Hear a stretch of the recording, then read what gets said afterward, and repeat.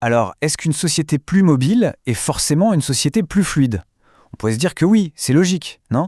Si les gens bougent plus entre les classes sociales, c'est bien que la société est plus juste, plus ouverte. Eh bien, attention aux idées reçues. On va voir ensemble que la réalité, elle est bien plus complexe et assez surprenante. On a tous des exemples en tête, dans nos familles, autour de nous, le fils d'agriculteur qui devient informaticien, ou la fille d'ouvrière qui devient avocate. C'est ça, ce grand mouvement entre les générations, ce qu'on appelle la mobilité sociale, et ça, c'est un fait, on ne peut pas le nier. Mais alors, voilà la question qui te tue. Est-ce que ce grand brassage veut dire que les cartes sont vraiment rebattues à chaque fois? Que tout le monde part avec les mêmes chances de réussir, quelle que soit son origine? Comme on va le découvrir, la réponse est loin, très loin d'être un grand oui. Ok, pour y voir clair, il faut absolument qu'on fasse la différence entre deux mots qui semblent proches mais qui sont en fait très différents. La mobilité et la fluidité. C'est vraiment la clé pour tout comprendre. Pour faire simple, imaginons une grande course à pied. La mobilité sociale, c'est le nombre de fois où un coureur en double un autre. On regarde juste le volume de dépassement, ça bouge beaucoup, c'est mobile. Mais la fluidité sociale, elle pose une question bien plus fondamentale. Est-ce que tout le monde est parti de la même ligne de départ? Ou est-ce que certains ont démarré avec 100 mètres d'avance? Voilà, une société vraiment fluide, c'est une société où la position de départ de vos parents ne vous donne ni un coup de pouce, ni un boulet au pied. Bon, commençons par le scénario idéal, le plus optimiste. Le cas où effectivement plus de mobilité, ça veut dire plus de justice sociale. Le cas où l'ascenseur social, comme on dit, fonctionne à plein régime. Et ce qui est super intéressant, c'est qu'une société vraiment fluide, ce n'est pas juste une société où les gens grimpent l'échelle sociale. C'est aussi une société où certains descendent.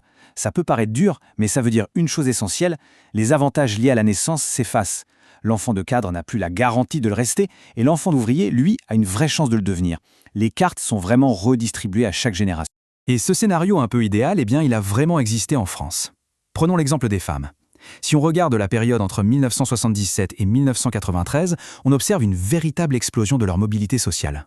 Et le plus important, c'est que ce n'était pas juste du mouvement pour rien.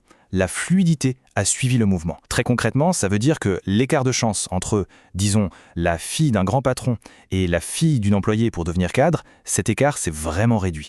C'est la preuve que oui, parfois, plus de mobilité peut rimer avec une société plus équitable. Ah mais si c'était aussi simple, on pourrait s'arrêter là. Le problème, c'est qu'il y a un twist, il y a un piège, une sorte de facteur caché qui vient brouiller les cartes et qui peut nous faire croire que tout va bien alors que l'ascenseur social est peut-être en panne. L'idée, c'est que la mobilité qu'on observe, celle dont on parle, ce n'est que la partie émergée de l'iceberg. Ce qui se passe sous la surface peut raconter une toute autre histoire. Et parfois, une grosse augmentation des chiffres peut en fait cacher une réalité beaucoup moins réjouissante.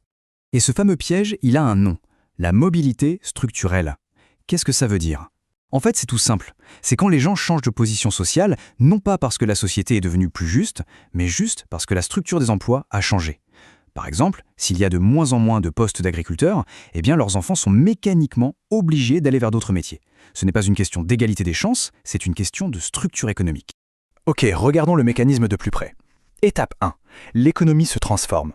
On a de plus en plus d'emplois de cadres, de techniciens et de moins en moins d'emplois ouvriers.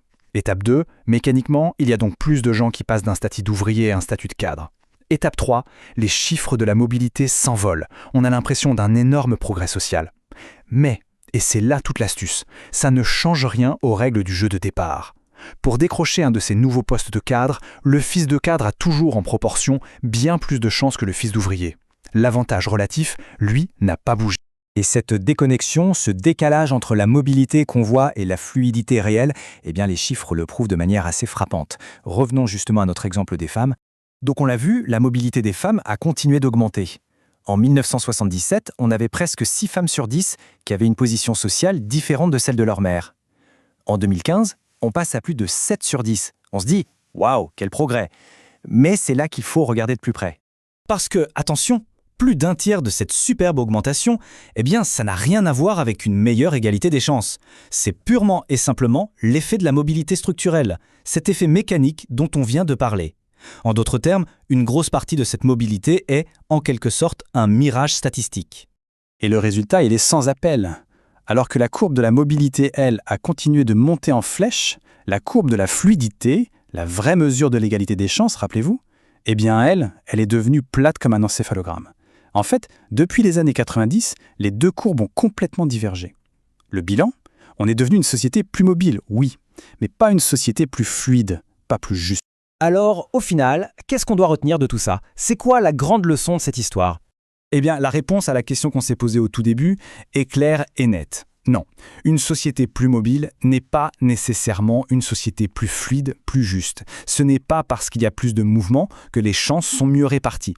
Ce qu'il faut vraiment garder en tête, c'est ça. Il ne faut pas se laisser hypnotiser par le volume de la mobilité. C'est souvent un trompe-l'œil qui peut cacher des inégalités qui, elles, ne bougent pas. La vraie mesure, le seul indicateur fiable de l'égalité des chances, c'est la fluidité. Et cette citation le résume parfaitement. La mobilité sociale peut masquer la persistance des inégalités de chance. C'est pourquoi une société plus mobile n'est pas nécessairement plus fluide. Voilà. Ça nous force à regarder au-delà des chiffres bruts. Parce qu'au fond, la vraie question, ce n'est pas est-ce que ça bouge, mais plutôt est-ce que tout le monde a la même liberté de bouger, peu importe d'où il part.